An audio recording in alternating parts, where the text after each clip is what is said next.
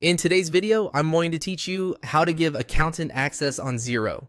By the end, you'll confidently invite your accountant into your Xero organization with the right level of access without sharing your own login. This keeps your records secure, maintains a clear audit trail, and makes collaboration smooth. Start on your Xero dashboard and make sure you're logged into the organization where you want to grant access. You'll need permission to manage users. At the top of the page, click your name to open the account menu. From that menu, select Settings. This takes you to the organization's settings area where user management lives.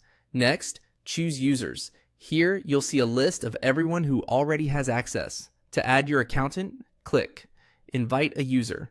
This opens a simple form that creates the invitation. Enter their first name and last name exactly as they'd like it to appear in Xero.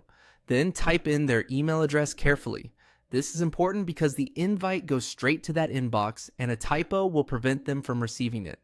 If your accountant's firm uses a shared team inbox, use the address they've provided for client access. A quick cross-check with your accountant before you send can save time later. Now, set permissions. In the permissions area, click Business and Accounting.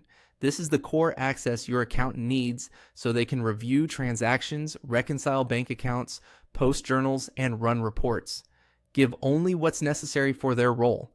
You can always adjust access later if their responsibilities change.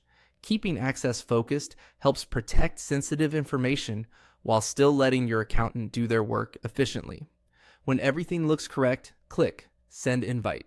Xero will email your accountant a secure link to accept and set up their access.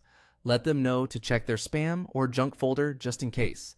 If they don't accept in time or can't find the email, you can return to the user's page later to resend the invitation.